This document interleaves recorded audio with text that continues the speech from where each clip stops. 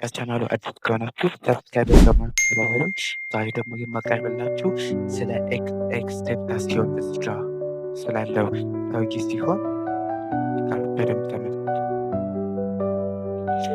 ኤክስቴንታሲዮን የምንለው ትክክለኛ ስሙ ድልድል ዳውሪ ሲሆን ኦፈር ሲሆን እስተሩ ደግሞ የተወለደ ጥር 23 ፍሎሪዳ አሜሪካ ግዛት ጥር ነው የተወለደው። ልጅነቱ ከባድ ነበር። በድህነት፣ በቤተሰብ ችግር እና በብዙ ግጭቶች መካከል ብዙ በወጣትነቱ በዛ ችግሮች ውስጥ አሳልፏል እና የህግ ችግሮች ነበሩበት። የማረሚያ ቤት ውስጥ ደርሶ ነበር። እስኪ የምስማት ነገር ጀመረ። በ2023 በሶት አንድ ከወድ ላይ ሙዚቃ መልቀቅ ጀመረ። በ2026 የወጣው ሉክ አት ሚ የሚለው እዚህ ጋር የማስቀምጥላችሁ ሙዚክ በጣም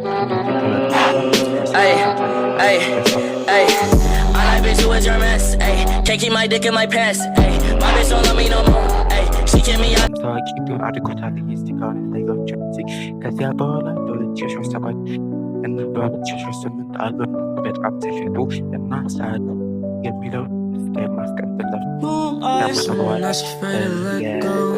Suicide if you ever gonna let me know. Yeah, suicide if you ever try to let go. I'm sad to know, yeah. I'm sad to know, yeah. Someone that's afraid to let go. You decide if you ever gonna let me know. Yeah, suicide if you ever try to let go. I'm sad to know, yeah. I'm sad to know, yeah.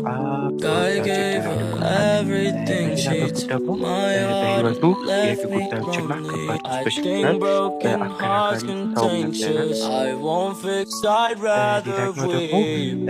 I'm lost and I'm found, but it's torture to be.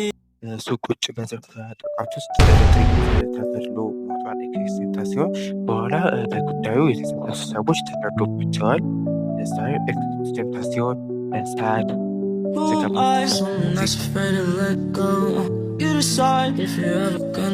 ለጆክ ላይ የምንስገኝ